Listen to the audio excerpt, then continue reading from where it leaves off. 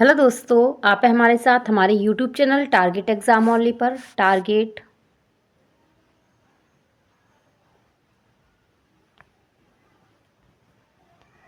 Exam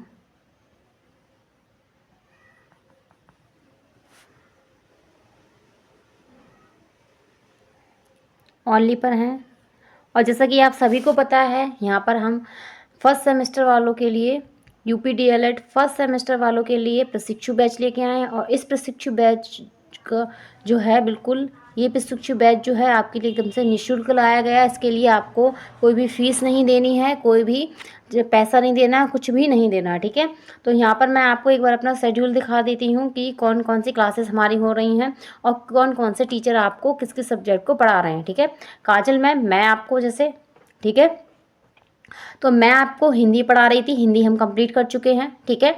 और मैंने आपको बाल विकास पेपर फर्स्ट भी पढ़ाया, ये भी हम कंप्लीट कर चुके हैं। हम अपने 2 सब्जेक्ट कंप्लीट कर चुके हैं, हिंदी और बाल विकास पेपर फर्स्ट, इसे हम एजुकेशन फर्स्ट कहते हैं। इन दोनों की क्लासेस आपको हमारे टारगेट एग्ज़ाम ओनली पर जाएंगे कि आप तो प्ले लिस्ट में आपको मिल जाएंगी, ठीक है। यहाँ पर मैंने जो है बाल विकास पेपर फर्स्ट बहुत अच्छे से कराया है, बहुत बेसिक से कराया है और हर एक चीज़ को बारीकी से पढ़ाया है। आप एक बार हमारी क्लासेस जाकर देखिए, आपको बहुत अच्छा लगेगा और क्लासेस भी और कंटेंट भी बहुत अच्छा लगेगा। और आज हम क्या करेंगे, आज हम करेंगे ईडीओ फर्स्ट पेपर सेकंड करेंगे। क्या करेंगे, ईडीओ फर्स्ट करेंगे, पेपर सेकंड करेंगे, ठीक है। तो इसकी टाइमिंग भी आपकी क्या है, 5 बजे की है। तो और आपको कौन पढ़ा रहा है, और आपको अंजलि मैम पढ़ा रही हैं। अंजलि मैम आपको संस्कृत और क्या है, कंप्यूटर पढ़ा रही हैं। क्या पढ़ा रही हैं, संस्कृत पढ़ा रही हैं और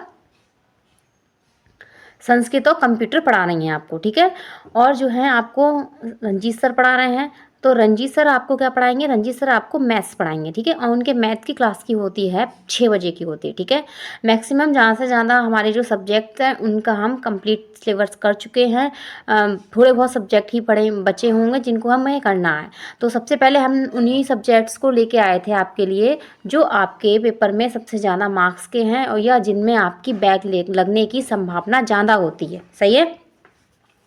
तो ये जो है सारी क्लासेस आपको हमारी प्लेलिस्ट में मिल जाएंगी, हमारे टारगेट एग्जाम ओनली पर मिल जाएंगी। तो हमारे टारगेट एग्जाम ओनली को लाइक शेयर एंड सब्सक्राइब कर लें, अपने बेल आइकन को अच्छे से प्रेस कर लें ताकि आपको हमारा नोटिफिकेशन टाइम टू टाइम मिल जाए और आप हमारी क्लास में अच्छे से टाइम से आ पाएँ, ठीक है। और बढ़िया सा जो कंटेंट हम लेके आए हैं उसको मतलब ले पाएँ और प्रॉपर हमारे साथ आप नोट्स बनाइए, क्लासेस लीजिए। इससे क्या होगा, आपकी जो है डीएलएड की तैयारी कब हो जाएगी आपको पता नहीं चलेगा।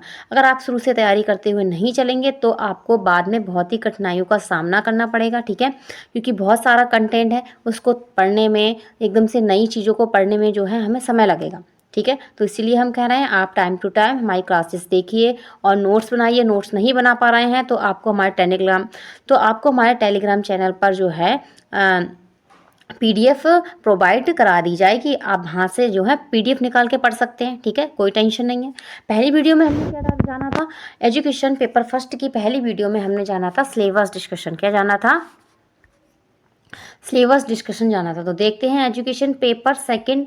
तो यूपी डीएलएड फर्स्ट सेमेस्टर क्या है, यूपी डीएलएड फर्स्ट सेमेस्टर है और सब्जेक्ट क्या है, शिक्षण अधिगम के सिद्धांत। क्या है, शिक्षण अधिगम के सिद्धांत। ये हमारा द्वितीय प्रश्न पत्र है। कितना प्रश्न पत्र है, कौन सा, द्वितीय प्रश्न पत्र है। और ये इसके लिए आपके मार्क्स कितने हैं, 50 मार्क्स का पेपर है। कितने मार्क्स का, 50 मार्क्स का। और इसको ही हम एजुकेशन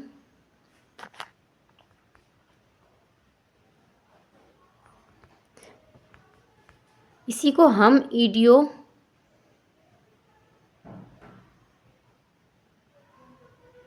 टू कहते हैं। क्या कहते हैं, ईडीओ 2 कहते हैं, ठीक है। तो जल्द से जल्द हमारे साथ हमारी क्लास में जुड़ जाइए। आज हम अपनी जो सेकंड क्लास करने वाले हैं, फर्स्ट क्लास में हमने क्या किया था, सिलेबस डिस्कशन किया था। क्या किया था, हमने अपना पाठ्यक्रम देखा था। तो फर्स्ट क्लास में हमने क्या किया था, अपनी फर्स्ट क्लास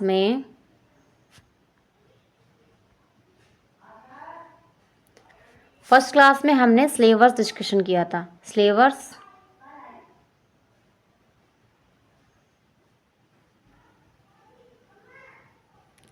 ठीक है, सिलेबस डिस्कशन किया था कि क्या सिलेबस होता है आपके एजुकेशन सेकंड का, ठीक है। और आज हम क्या करने वाले हैं, आज हम अपनी सेकंड क्लास स्टार्ट करने वाले हैं।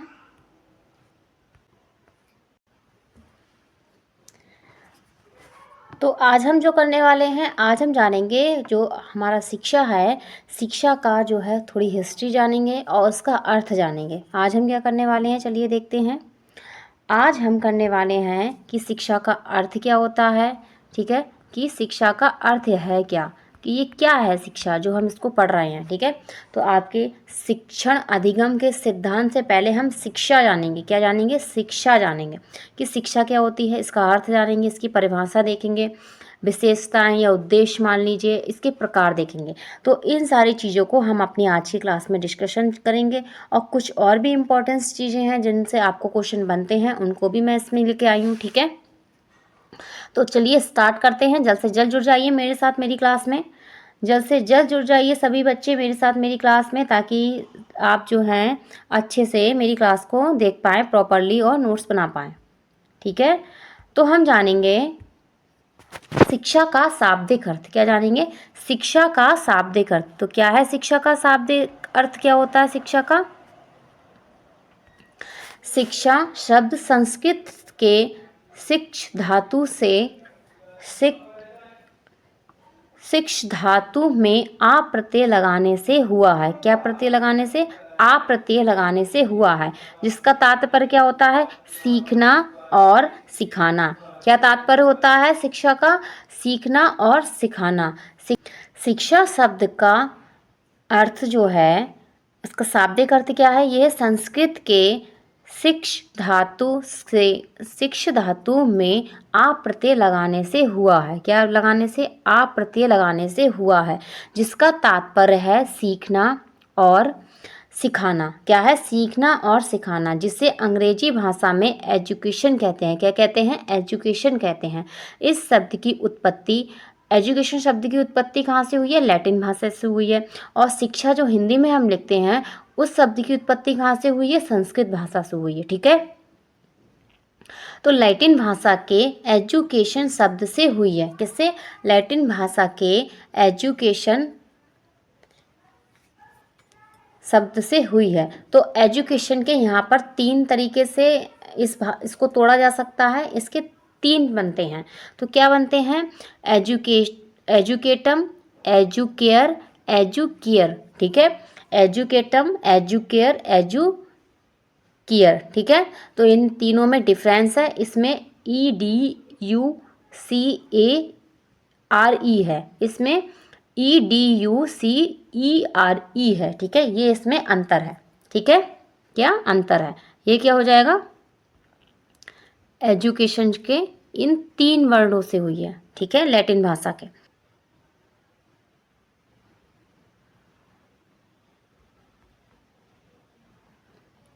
एजुकेशन का जो ई है, तो ई का अर्थ क्या होता है, आंतरिक,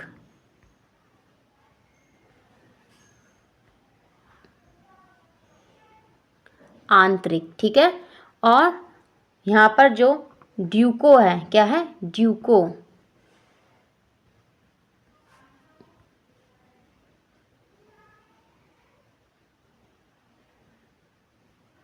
ड्यूको का अर्थ क्या है, आगे,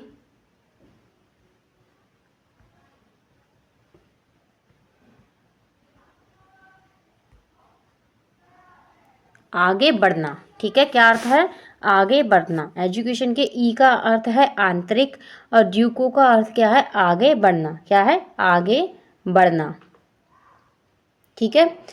तो हम इसका अर्थ क्या कह सकते हैं कि सीखना, सिखाना और आंतरिक शक्तियों का पूर्ण विकास करना। सीखना, सिखाना और आंतरिक शक्तियों का पूर्ण विकास करना, क्या कह सकते हैं एजुकेशन का अर्थ।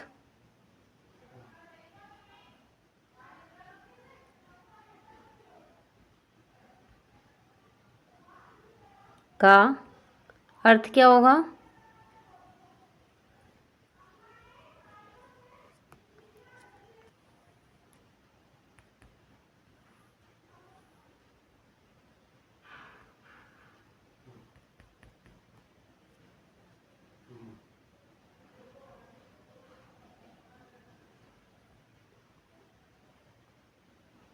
सीखना,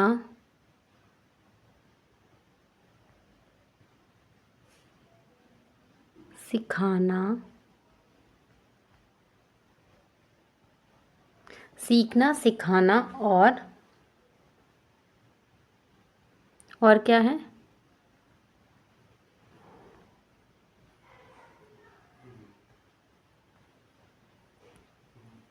आंतरिक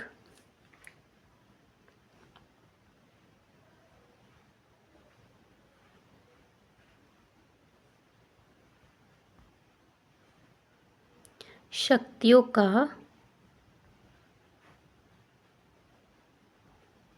पूर्ण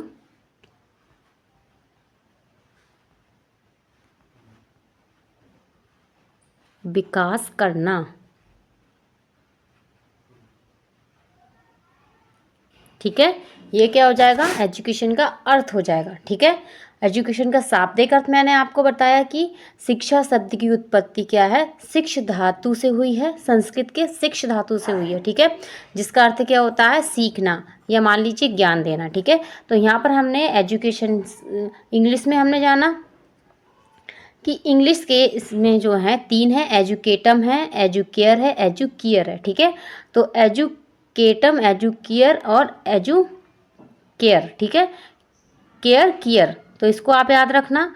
आगे देखते हैं, यहाँ पर मैंने आपको बताया कि ई का अर्थ क्या होता है? आंतरिक, और ड्यूको का अर्थ क्या है? आगे बढ़ना। ठीक है, आंतरिक शक्तियों को क्या है? आगे बढ़ाना या उनका पूर्ण विकास करना क्या होता है? एजुकेशन का अर्थ होता है।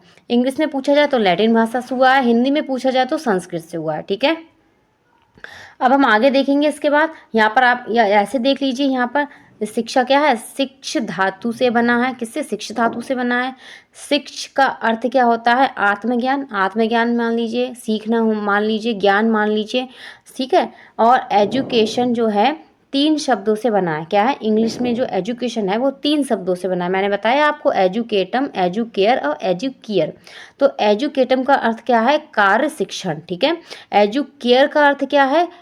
पालन पोषण। ठीक है, और एजुकियर का मतलब क्या है? पथ प्रदर्शन करना। क्या है? पथ प्रदर्शन करना। ठीक है, ये यहाँ पर मोटा मोटा इसका ये अर्थ माना जाएगा। सही है,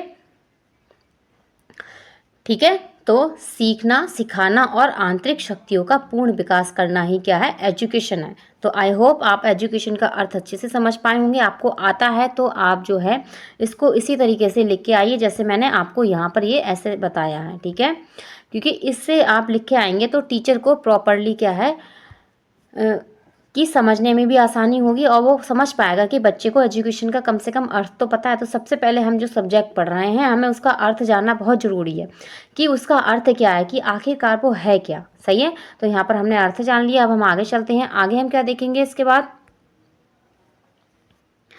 बाद हम जानेंगे डेफिनेशंस, देखेंगे कि कौन कौन सी डेफिनेशन है और किस किस मनोवैज्ञानिक द्वारा कही गई हैं ये डेफिनेशन। तो देखते हैं यहाँ पर शिक्षा की परिभाषा क्या है। शिक्षा की परिभाषा ये आपके लिए जो है मोस्ट इम्पॉर्टेंट है। क्या है?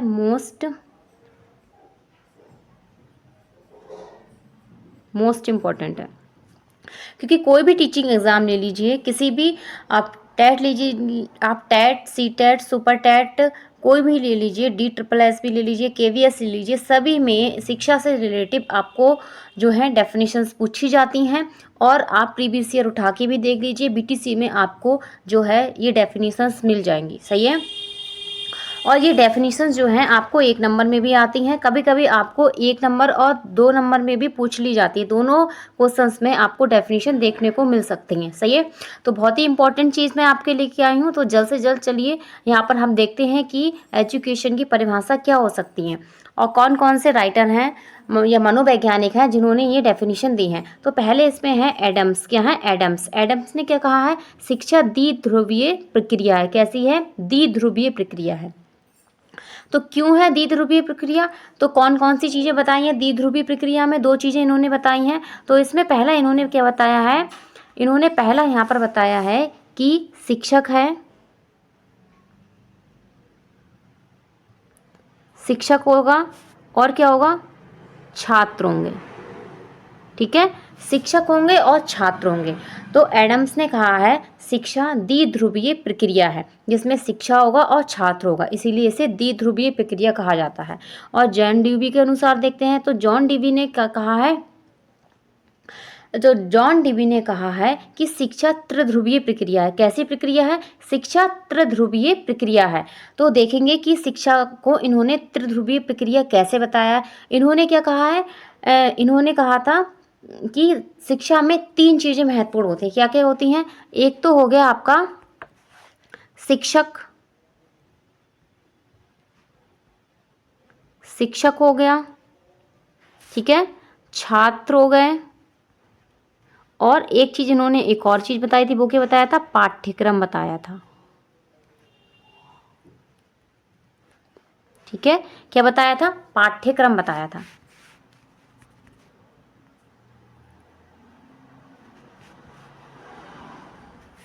यहाँ पर छात्र, शिक्षक और एक चीज़ इन्होंने एक और चीज़ बताई थी, वो क्या बताया था? वो बताया था पाठ्यक्रम।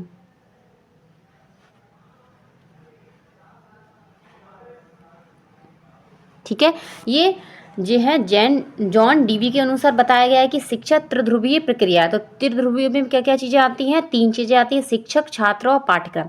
अगर ये पेपर में आता है तो इसको आप एक और तरीके से लिख सकते हैं, मैं आपको बता रही हूँ इसको आपको कैसे लिखना है। ठीक है, तो आप यहाँ पर लिख सकते हैं जॉन डीवी के अनुसार शिक्षा क्या है? जॉन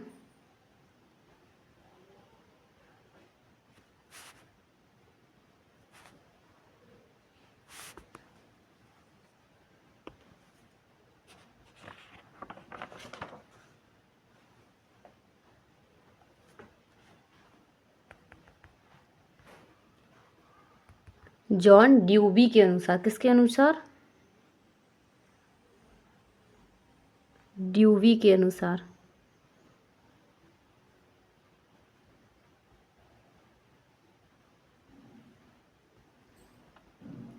शिक्षा। तो इन्होंने क्या बताया था? इन्होंने कैसी प्रक्रिया बताई थी? त्रिध्रुवीय प्रक्रिया बताई थी। कैसी बताई थी? त्रिध्रुवीय प्रक्रिया बताई थी। तो उसको आपको यहाँ पर इस तरीके से आप दर्शा सकते हैं उसे त्रिध्रुवीय प्रक्रिया में। तो त्रिध्रुवीय प्रक्रिया में सबसे पहले क्या होंगे? यहाँ पर क्या होगा? यहाँ पे होंगे शिक्षक,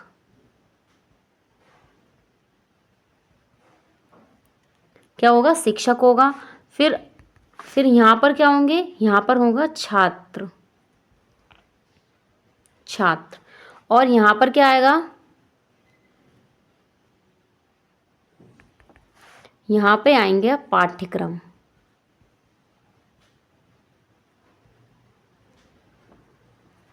क्या होगा? पाठ्यक्रम होगा। तो ये 3 चीज़ें जॉन ड्यूवी के अनुसार बताया गया है। शिक्षा कैसी प्रक्रिया है? त्रिध्रुवीय प्रक्रिया है। कैसी प्रक्रिया है? आपकी त्रिध्रुवीय प्रक्रिया है।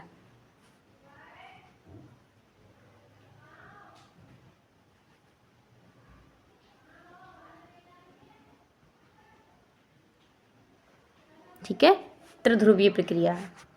तो इस तरीके से अगर आपको पूछा जाता है तो आप इस तरीके से वहाँ पर पेपर में बना के आइए। अगर आपको डेफिनेशन बतानी है तो आप इस तरीके से बताइए ताकि टीचर को भी अच्छा लगे। सही है, तो आप समझ गए होंगे शिक्षा त्रिध्रुवीय प्रक्रिया किस तरीके से है। आगे हम देखते हैं अब नेक्स्ट डेफिनेशन जो है वो है डॉक्टर राधा कृष्ण के अनुसार। किसके अनुसार? राधा कृष्ण के अनुसार। तो इन्होंने क्या कहा है? इन्होंने कहा है शिक्षा को मनुष्य और संपूर्ण समाज का निर्माण करना चाहिए। शिक्षा को मनुष्य और संपूर्ण समाज का निर्माण करना चाहिए। इस कार्य को किए बिना शिक्षा अप्रभावित और अपूर्ण है। ठीक है, जब तक मनुष्य का और संपूर्ण समाज का निर्माण नहीं हो जाता है उस तब तक क्या है?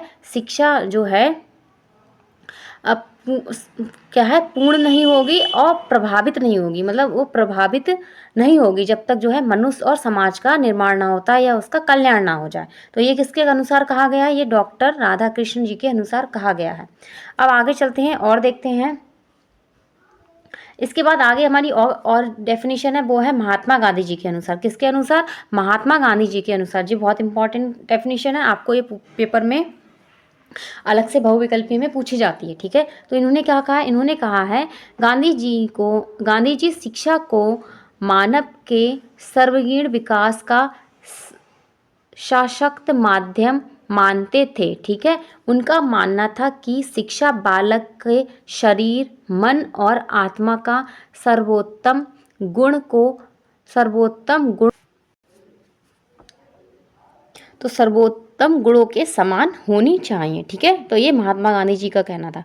आगे चलते हैं स्वामी विवेकानंद के अनुसार। तो स्वामी विवेकानंद के अनुसार क्या कहा गया है कि शिक्षा मनुष्य में पहले से मौजूद पूर्णता की अभिव्यक्ति है। वे शिक्षा में चरित्र निर्माण और मानसिक एकाग्रता पर बहुत जोर देते थे। तो जो स्वामी विवेकानंद थे वो क्या थे, वो कहते थे कि शिक्षा जो है, शिक्षा में जो चारित्रिक निर्माण है और मानसिक एकाग्रता है वो बहुत ही महत्वपूर्ण होती है, ठीक है। तो शिक्षा कैसी है, मनुष्य में पहले से ही मौजूद पूर्णता की अभिव्यक्ति है, ठीक है। मनुष्य में पहले से ही मौजूद पूर्णता की अभिव्यक्ति इन्होंने कहा है शिक्षा को। आगे देखते हैं अरस्तु के अनुसार। तो अरस्तु ने क्या कहा है, स्वस्थ शरीर में स्वस्थ मस्तिष्क का निर्माण मानते थे। ये क्या मानते थे शिक्षा को, कि शिक्षा स्वस्थ शरीर में स्वस्थ मस्तिष्क का निर्माण, कि अगर आपका शरीर स्वस्थ है तो आपका जो मस्तिष्क है वो भी स्वस्थ होगा, ये इनका कहना था। तो उनका मानना था कि शिक्षा मनुष्य की क्षमताओं, विशेषकर उनके मस्तिष्क का विकास करती हैं, जिससे वह सर्वोच्च अच्छाई और सुंदरता के कार्यान्वयन का आनंद लेने में सक्षम हो सकते हैं। ये किसके अनुसार कहा गया है, अरस्तु के अनुसार कहा गया, ठीक है। तो यहाँ पर हमने शिक्षा की डेफिनेशंस देख ली। अब हम आगे चलते हैं। आप अच्छे से समझ गए होंगे, इनको आप याद कर लेना क्योंकि ये आपको डेफिनेशन पूछी जाती हैं। अब आगे चलेंगे, आगे देखेंगे शिक्षा के प्रकार देखेंगे। क्या देखेंगे, शिक्षा के प्रकार, की कौन कौन से शिक्षा के प्रकार होते हैं, टाइप्स ऑफ एजुकेशन। ये भी बहुत इंपॉर्टेंट है, आपसे पूछे जाते हैं। पहला है औपचारिक शिक्षा, क्या है, फॉर्मल एजुकेशन। फिर सेकंड होगा अनौपचारिक शिक्षा। अनौपचारिक शिक्षा में क्या होता है, इनफॉर्मल एजुकेशन होती है, ठीक है, इनफॉर्मल एजुकेशन होती है। ये यहाँ पर मिस्टेक हो गई है, फॉर्मल एजुकेशन आएगा, क्या आएगा, इनफॉर्मल एजुकेशन,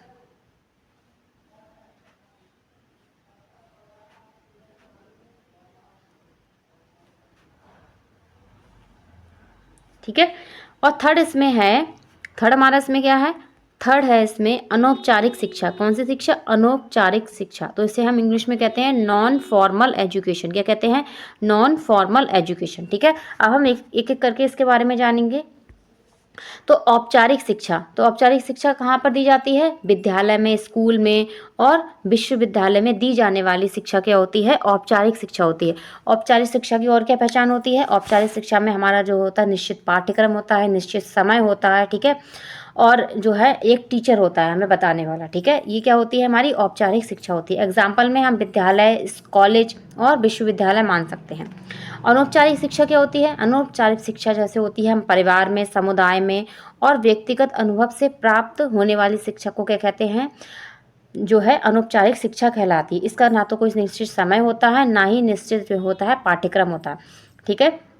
या आप कहीं भी किसी के साथ बैठे हैं, किसी के साथ बातचीत कर रहे हैं तो वहाँ पर आप इसको ग्रहण कर सकते हैं, सही है। तो अब थर्ड इसमें होगी गैर औपचारिक शिक्षा। क्या होगी, गैर औपचारिक शिक्षा। गैर औपचारिक शिक्षा क्या होती है, किसी औपचारिक संस्था के बाहर दी जाने वाली शिक्षा जो होती है उसे क्या कहते हैं, गैर औपचारिक शिक्षा कहते हैं। जैसे मैं अभी आपको पढ़ा रही हूँ, हम कौन सी एजुकेशन के तहत पढ़ रहे हैं, हम नॉन फॉर्मल एजुकेशन के तहत पढ़ रहे हैं, ठीक है। डिस्टेंस एजुकेशन भी कहते हैं, इसे क्या कहते हैं, डिस्टेंस एजुकेशन भी कहते हैं, दूरस्थ शिक्षा भी कहते हैं। इसी को क्या कहेंगे हम, डिस्टेंस एजुकेशन,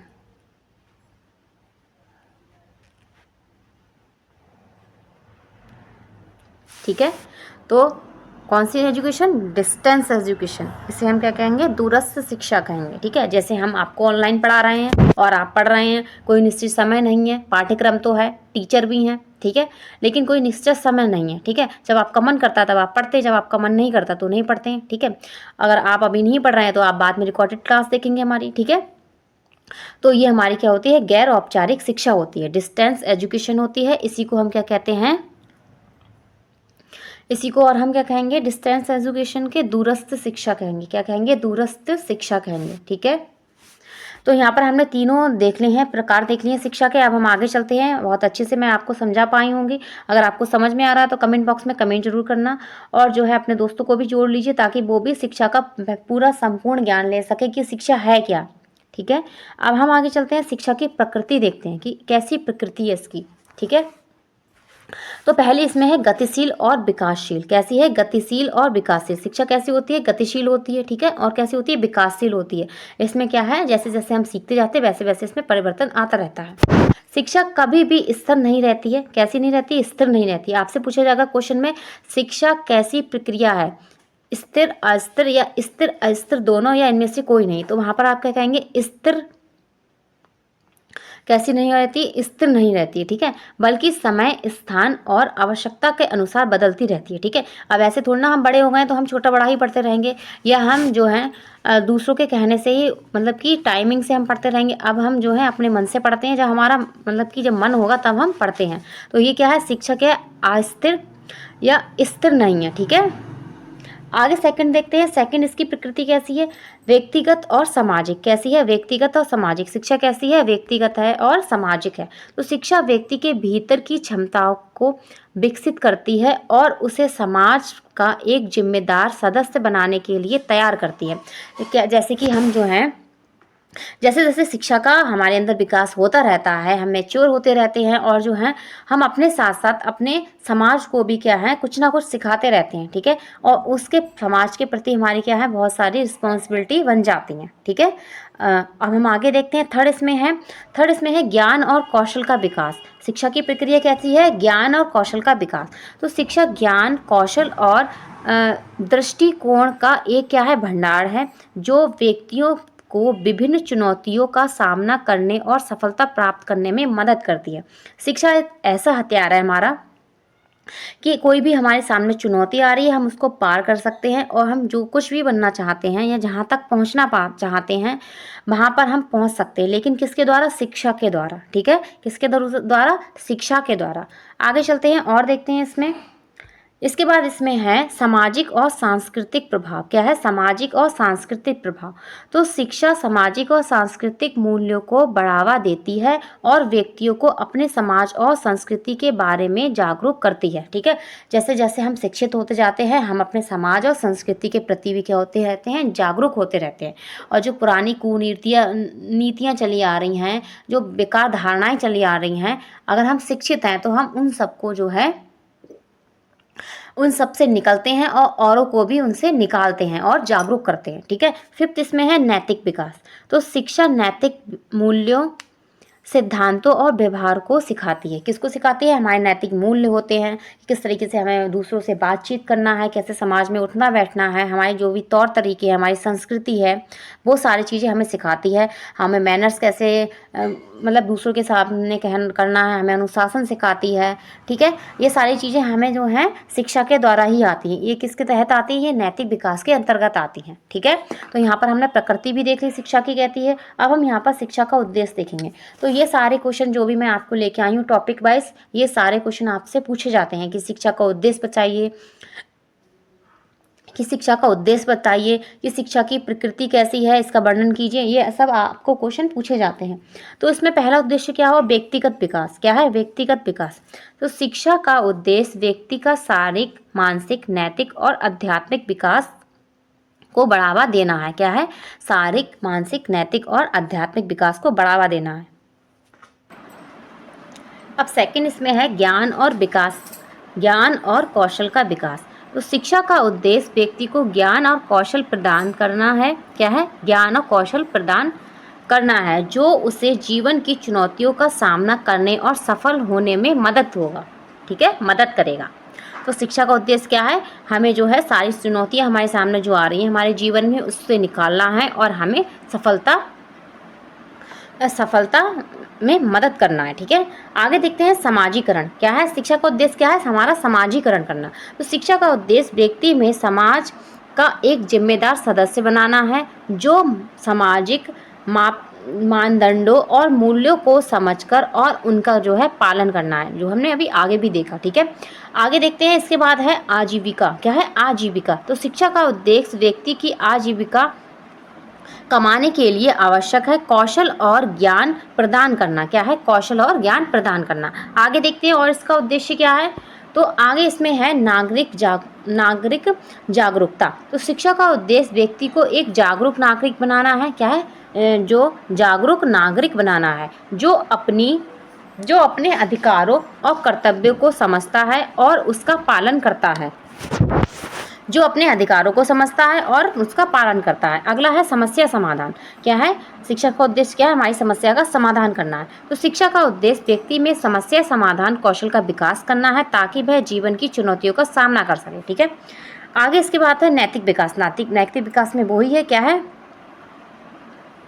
कि हम ईमानदार बने, न्यायवादी बने और सहानुभूति हो, और दूसरों के प्रति क्या हो, हमें प्रेम हो, और ये सारी चीज़ें क्या होती है, नैतिक विकास में आती है। शिक्षा का ये उद्देश्य होता है, हमारा नैतिक विकास करना। संक्षेप में हम क्या जान सकते हैं, शिक्षा का बहुआयामी प्रक्रिया है। शिक्षा कैसी है, बहुआयामी प्रक्रिया है, जिसका उद्देश्य व्यक्ति को जीवन के सभी पहलुओं में सफल होने और समाज के लिए उपयोगी सदस्य बनाने के लिए तैयार करना है। ठीक है, एक ऐसा व्यक्ति बनाना है हमें। शिक्षा का उद्देश्य है कि ताकि हम समाज में कुछ कर सकें और समाज में अपने जीवन को अच्छे से जी सकें। ठीक है, तो यहाँ पर हमने उद्देश्य भी देख लिया। अब हम आगे चलते हैं। इसके बाद हम देखेंगे तो यहाँ पर अब हम क्या देखेंगे, यहाँ पर देखेंगे मनोविज्ञान का अर्थ क्या होता है। तो 1590 ईस्वी में एडोल्फ गोइकर सर्वप्रथम जर्मनी में साइकोलॉजी शब्द का प्रयोग किया था। ठीक है, और यह क्या है, ग्रीक भाषा का शब्द है। क्या है, ग्रीक भाषा का शब्द है। तो कहाँ पर आपसे पूछा जाएगा कि मनोविज्ञान जो है, साइकोलॉजी है, इसका सर्वप्रथम प्रयोग किसने किया था, किसी मनोवैज्ञानिक ने किया था। तो एडोल्फ गोइकल ने किया था। और कहाँ पर किया था, जर्मनी में किया था। कहाँ किया था, जर्मनी में किया था। और ये किस भाषा का शब्द है, ये ग्रीक भाषा का शब्द है। आपसे पूछा जाएगा कि साइकोलॉजी किस भाषा का शब्द है, ग्रीक है, अंग्रेजी है, लैटिन भाषा का है, या संस्कृत का, या हिंदी का है। तो कहाँ का है, ग्रीक भाषा का शब्द है। तो कौन सा है, साइकी प्लस लोगोस। किससे बना है, साइकी प्लस लोगोस से बना है। और साइकी का अर्थ क्या होता है, साइकी का अर्थ क्या होता है, तो साइकी का अर्थ होता है आत्मा। क्या होता है, आत्मा। ठीक है, और लोगोस का अर्थ क्या होगा, लोगोस का अर्थ होगा अध्ययन। क्या होगा, अध्ययन, अध्ययन या विज्ञान। क्या कहेंगे, विज्ञान कहेंगे। ठीक है, आप अच्छे से समझ पा रहे होंगे कि साइकोलॉजी का अर्थ क्या होता है। तो हम इसे क्या कहते हैं, तो साइकोलॉजी को हम क्या कहते हैं, हम कहेंगे स्टडी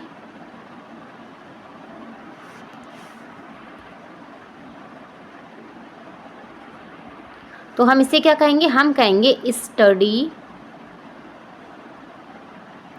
ऑफ सोल।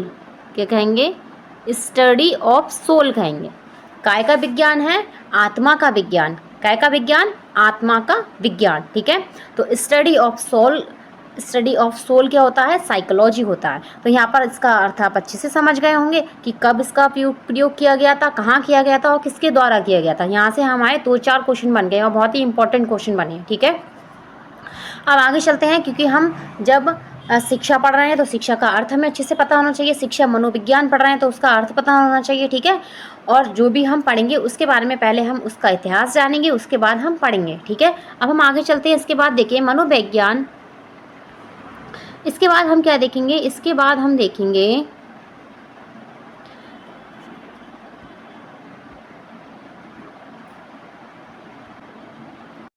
तो अब हम यहाँ पर देखेंगे आगे हम देखेंगे शिक्षा मनोविज्ञान की परिभाषाएं देखेंगे। तो शिक्षा मनोविज्ञान की परिभाषा क्या है? वॉटसन के अनुसार मनोविज्ञान व्यवहार का निश्चित विज्ञान है। कैसा विज्ञान है? व्यवहार का निश्चित विज्ञान है। स्कैनर ने क्या कहा है? इन्होंने कहा है मनोविज्ञान व्यवहार और अनुभव का विज्ञान है। इन्होंने क्या कहा? व्यवहार और अनुभव कहा है, लेकिन वॉटसन ने कहा है केवल व्यवहार का निश्चित विज्ञान है। ठीक है, यहाँ पर थोड़ा डिफरेंस है। कितना डिफरेंस है? थोड़ा सा डिफरेंस है। ठीक है, वॉटसन ने, वुडवर्थ ने क्या कहा है? देखते हैं अगली डेफिनेशन है वुडवर्थ के अनुसार। किसके अनुसार? वुडवर्थ के अनुसार। तो मनोविज्ञान ने सबसे पहले मनुष्य की आत्मा को त्यागा, फिर क्या है? आत्मा को त्यागा, फिर उसने मन और मस्तिष्क को त्यागा, उसके पश्चात चेतना को त्यागा, और आजकल व्यवहार के जो है अनुभूति को अपनाया है। किसको अपनाया है? व्यवहार को अपनाया। इसके बारे में हम चर्चा करेंगे कि वुडवर्थ ने यह बात क्यों कही है। चलिए हम इसके बारे में डिस्कशन करेंगे।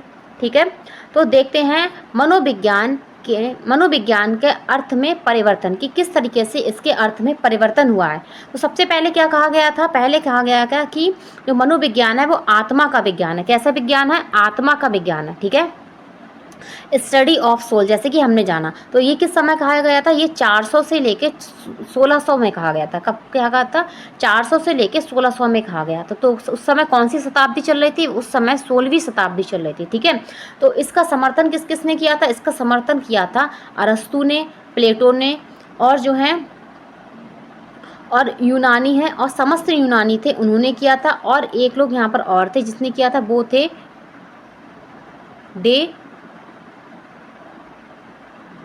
डेकोर्ट थे। ठीक है, इन्होंने भी इसका जो है आत्मा के विज्ञान का समर्थन किया था। लेकिन कुछ समय बाद क्या हुआ था? कुछ समय बाद इस आत्मा का जो विज्ञान कहा गया था मनोविज्ञान को, इसको क्या है? निग्लेक्ट कर दिया, इसका खंडन हो गया। ठीक है, इसको नकार दिया गया। तो खंडन के आधार पर आत्मा का स्वरूप आकार में क्या होता है? उसका स्वरूप जो है उसका बता नहीं सकते कि कैसा हो सकता है। ठीक है, तो यहाँ पर इसका खंडन कर दिया गया था। तो इसके बाद क्या आया था? तो इसका एक ट्रिक होती है कि आत्मा का विज्ञान कौन कौन से समर्थन किया, किस किसने। तो इसमें हम ट्रिक बनाते हैं। क्या बनाते हैं? इसकी ट्रिक बताती हूँ मैं आपको। ट्रिक काय की? आत्मा के विज्ञान की। आत्मा का विज्ञान, क्योंकि कभी कभी आपसे इनके राइटर्स पूछ लिए जाते हैं कि आत्मा के विज्ञान में कौन कौन से किन किन ने समर्थन किया है। ठीक है, क्या है? किस किसने इसका समर्थन किया था। तो क्या है ट्रिक बनती है इसकी बनती है आत्मा से आप यूं लड़े। क्या है? आत्मा से आप क्या है? यूं लड़े। ठीक है, तो इसमें क्या आएगा? तो आत्मा से, तो आत्मा का विज्ञान हो गया। ठीक है, आप से क्या होगा? आ से क्या होंगे? आ से होंगे अरस्तु। क्या होंगे? अरस्तु। ठीक, और पा से क्या होंगे? पा से होंगे प्लेटो। क्या होंगे?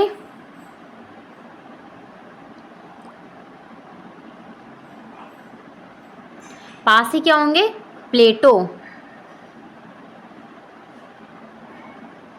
ठीक है, इसके बाद यू से क्या होगा? यू से होंगे यूनानी। ये सभी यूनानी थे, उन्होंने क्या कहा था? आत्मा का विज्ञान। ठीक है, लड़े। अड़ा से क्या होगा? अड़ा से होंगे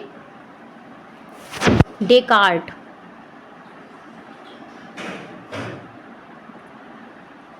ठीक है, तो ये हमारी क्या हो जाएगी? ट्रिक हो जाएगी। आत्मा से आप यूं लड़े, ये क्या है? आत्मा के विज्ञान, जिन्होंने कहा है साइकोलॉजी क्या है? आत्मा का विज्ञान है। ये इसे हम कहेंगे जर्नी ऑफ साइकोलॉजी। क्या कहेंगे? जर्नी ऑफ साइकोलॉजी कहेंगे। ये हम जो कर रहे हैं मनोविज्ञान, ये हम जो परिवर्तन देख रहे हैं, इसे हम क्या कहेंगे? Psychology of, journey of psychology क्या कहेंगे? क्या कहेंगे? जर्नी ऑफ साइकोलॉजी इसे हम कहेंगे। ठीक है, तो यहाँ पर मैं यहाँ पर लिख देती हूँ, वरना ये मिक्सअप हो जाएगा। जर्नी ऑफ साइकोलॉजी हम क्या देख रहे हैं अभी? हम जर्नी ऑफ साइकोलॉजी।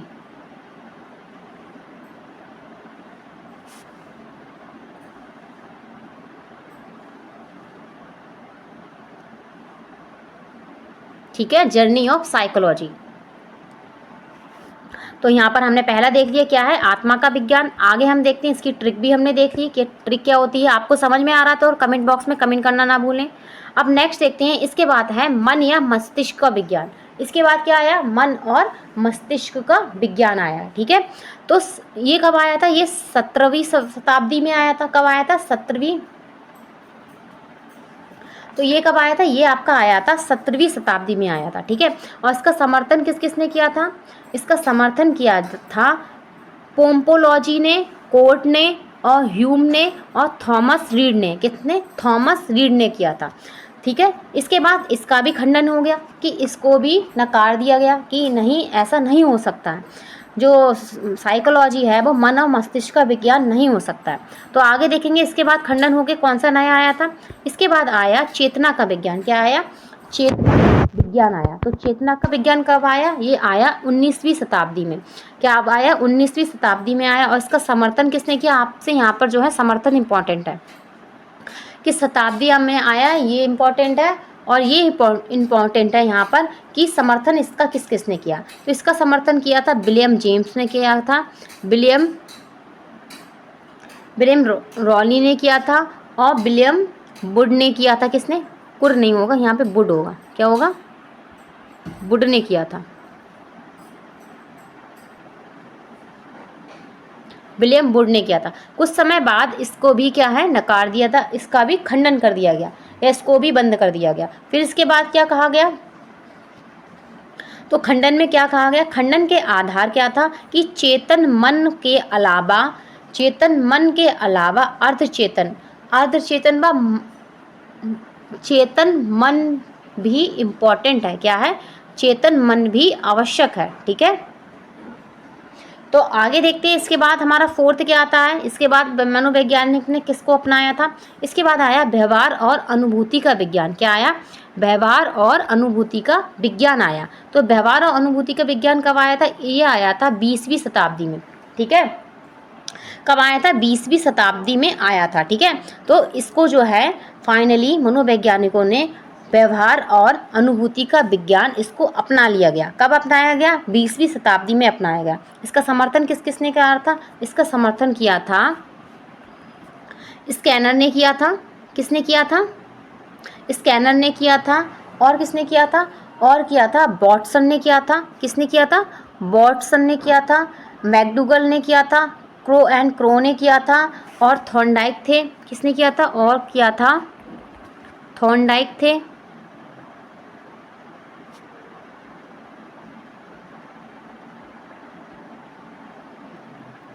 थॉर्नडाइक थे, और कौन थे, पेवलॉक थे।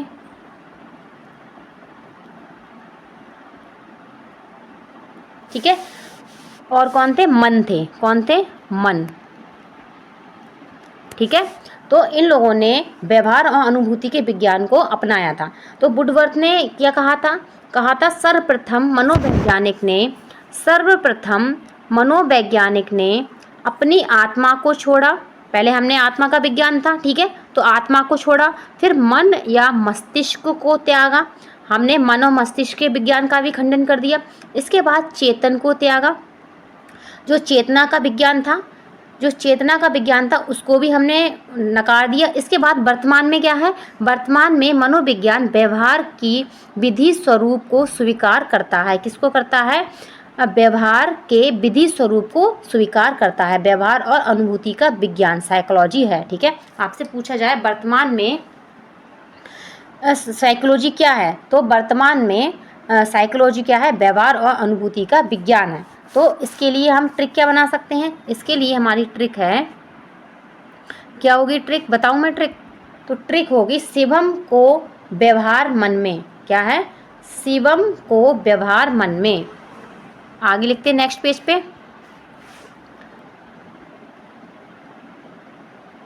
व्यवहार और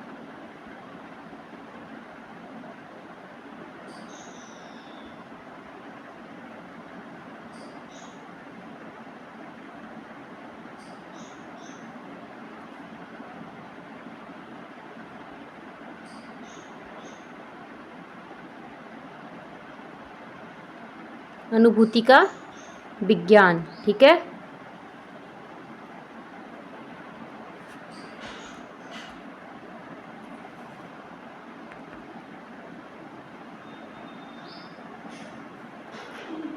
तो इसकी ट्रिक क्या बनती है? इसकी हमारी ट्रिक बनती है, ट्रिक जल्दी से लिख लो ट्रिक, क्योंकि आजकल आपको ट्रिक से अच्छे से याद हो रहा है। क्या हो रहा है? ट्रिक से बहुत अच्छे से आप याद कर सकते हैं। तो इसमें हम कहेंगे शिवम को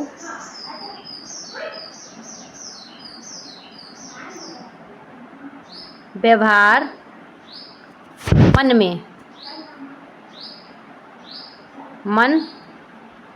में, ठीक है, शिवम को व्यवहार मन में, सही है। सा से क्या होगा? स्कैनर होगा। क्या होगा? स्कैनर होगा। ठीक है, बा से क्या होंगे? बा से होंगे वॉटसन होंगे। ठीक है, माँ से कौन होंगे? मैकडूगल होंगे। क्या होंगे?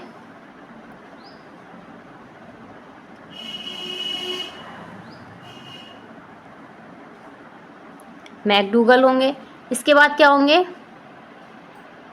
इसके बाद को से क्या होंगे? को से होंगे crow and crow. Crow and crow. ठीक है, और ठीक है, व्यवहार का है तो व्यवहार हो जाएगा। और इसके बाद माँ से कौन हो जाएंगे? मन हो जाएंगे। क्या हो जाएंगे? माँ से मन। ठीक है, तो ये हमारे हो गए। सही है,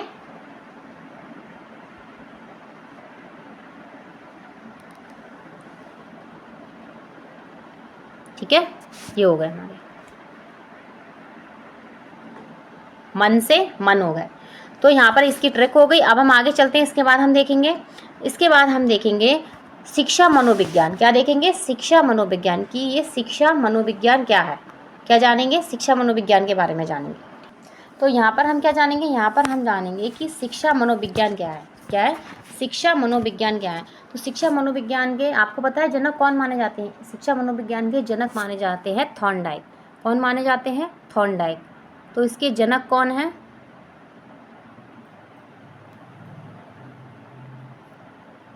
कौन है? थॉर्नडाइक।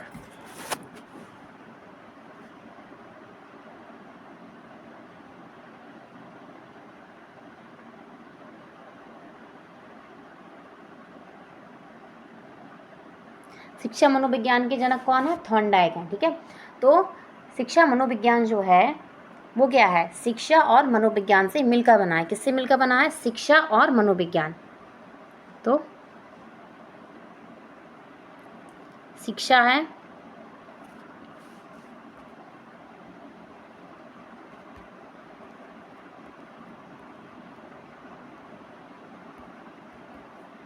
शिक्षा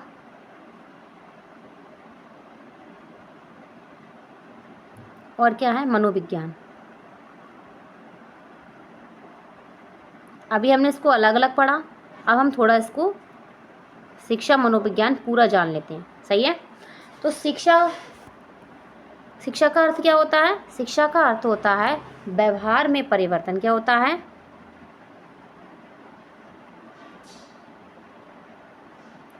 व्यवहार बताई है, व्यवहार में अध्ययन। क्या है?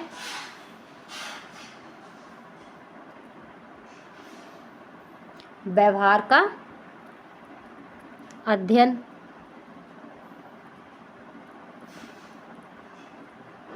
ठीक है, ये क्या हो जाए? शिक्षा और मनोविज्ञान। ठीक है, इसके जनक कौन कहे जाते हैं? थॉर्नडाइक कहे जाते हैं। सही है, अगर आपको आता है तो इसको आप इस तरीके से लिख सकते हैं। अब हम इसकी डेफिनेशन जानेंगे क्या होगी। तो शिक्षा मनोविज्ञान क्या है? शिक्षा मनोविज्ञान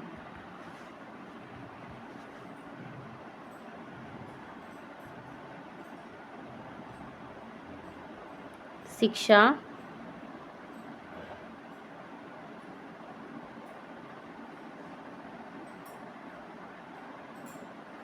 कि शिक्षा मनोविज्ञान है क्या? पूरा को हम तो शैक्षिक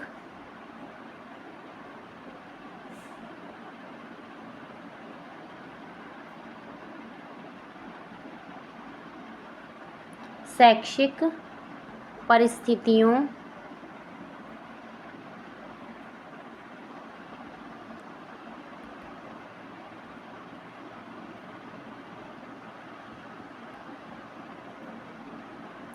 शैक्षिक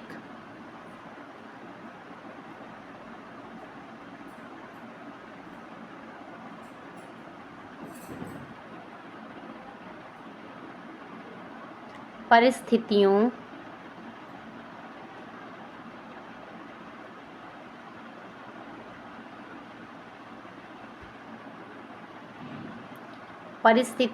में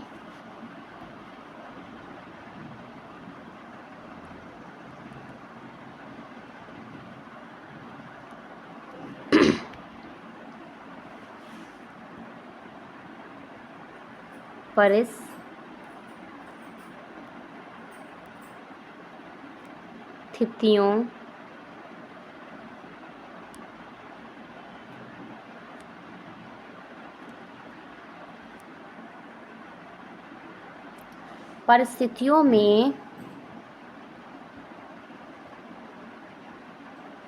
मानव व्यवहार का अध्ययन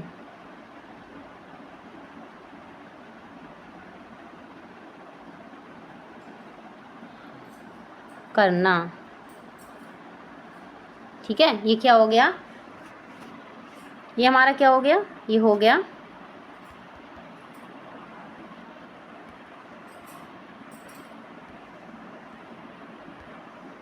शिक्षा मनोविज्ञान हो गया।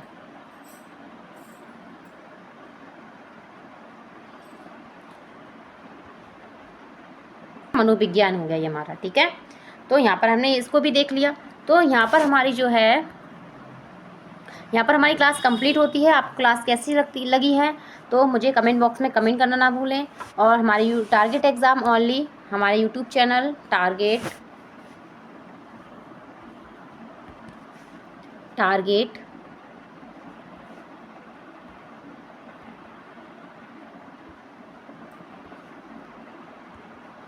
हमारे यूट्यूब चैनल टारगेट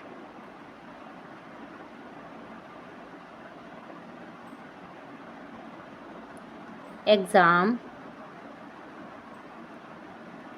ओनली को लाइक शेयर एंड सब्सक्राइब करना ना भूलें।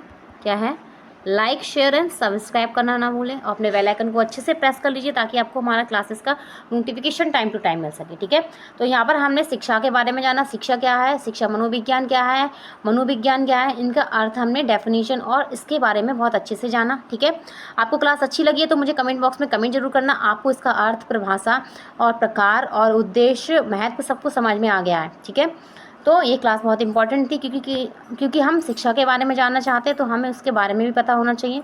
ये आपके लिए बहुत इंपॉर्टेंट क्लास थी क्योंकि इससे आपको आपके टीचिंग एग्ज़ाम में बहुत सारे क्वेश्चंस बनते हैं। ठीक है, और बने भी हैं, आप प्रीवियस ईयर उठा के देख लीजिए। ठीक है, तो सब कुछ बहुत इंपॉर्टेंट कराया था। कल नेक्स्ट क्लास में फिर से हाजिर होंगे आपके सामने। कल हम क्या करेंगे, कल की क्लास में हम करेंगे शिक्षण अधिगम करेंगे। क्या करेंगे, शिक्षण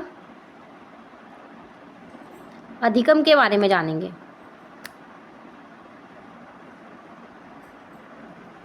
ठीक है, शिक्षण अधिगम के बारे में जानेंगे कि ये शिक्षण अधिगम क्या होता है। सही है, तो आज के लिए बस इतना ही। क्लास अच्छी लगी है तो कमेंट बॉक्स में कमेंट करना ना भूलें।